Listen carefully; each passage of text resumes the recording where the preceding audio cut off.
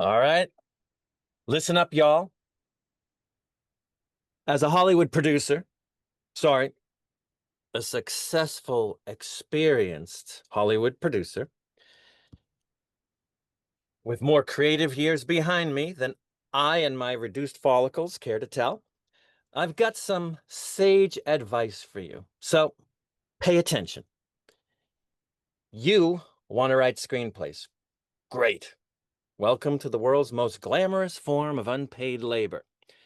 But let me tell you something that'll save you and me a lot of pain down the road. It's about self-inserts. Yeah, I see some of you perking up. Oh, good, you think. This is the part where I get to tell my truth. Easy, Tiger. You ever hear of the term self-insert? It's when a character in a script is basically you. Your voice, your issues, your moral clarity, your haircut. Now look, it's not a war crime. Everybody does it. Hell, Shakespeare probably did it. Hemingway did it. Woody Allen does it. And you've all heard the advice. Write what you know. Now, that's some good advice. I've used it myself on occasion. But this self-insert thing, that's different. Write what you know means use your writing chops to convert your personal experiences into unique characters facing unprecedented stakes. Self-insert? That's just lazily throwing you, as you are now, as you conceive yourself at the center of the universe, into the script wholesale. Now, if you just won the Indy 500 or survived a nuclear explosion on the far side of the moon, self-insert might work. Doesn't usually, but yeah, it might. The catch is, it only works if you're interesting and it tells a story that hangs together. See, it's one thing to write from experience. That's where the gold is. But writing yourself into the movie as you, that's a gamble.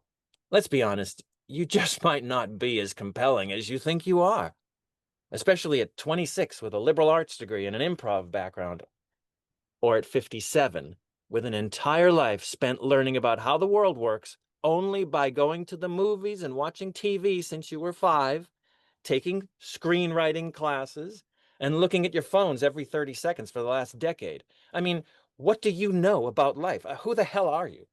Sorry, but somebody has to say it. But here's where it gets even worse to my mind.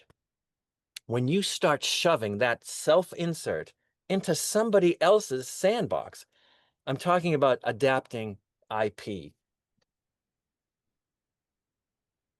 But let's say you get handed Batman. Congratulations, that's amazing. Call me, please. But suddenly, through your relentless self-inserting efforts, Bruce Wayne is now going to therapy and launching a podcast and having trouble with his girlfriend. Why? Because you have things to say. Because your voice matters. Because for too long, you and your ilk have been ignored by the mainstream media. So, a person exactly like you must be inserted into some movie. Any movie.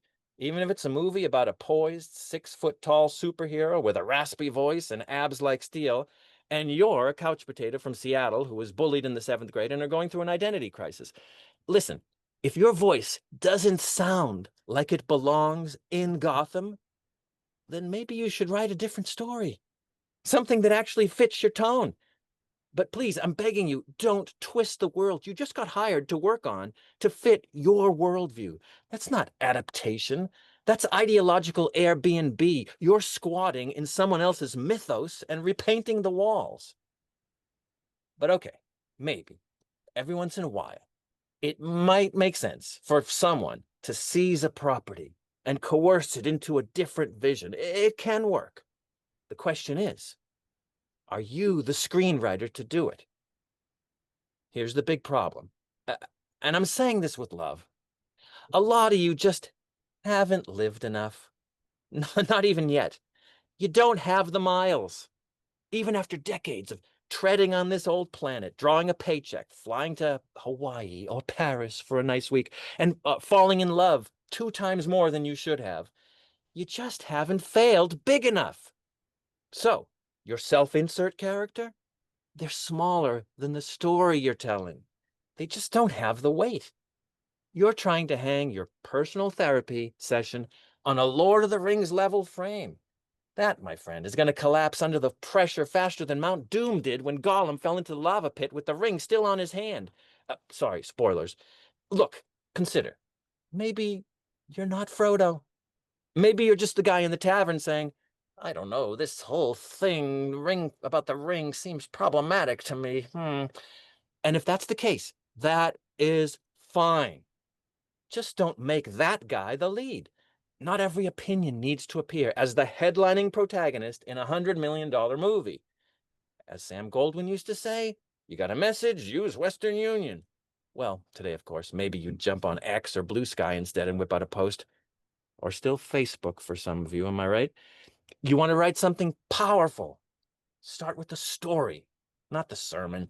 Let your themes, your message, sneak in through the back door. Build characters bigger than you, people who surprise even you. Otherwise, you're just writing a very expensive diary entry. And let me tell you, I'm not paying for that. So here's my advice. If you've got something personal to say, great. Say it in your own story. Don't hijack someone else's just because it comes with a built-in fan base. That's not expression. That's brand theft. We cool? Good. Now get back to your pages and try to kill that character who talks exactly like you. See what happens. Or at least give them a better arc.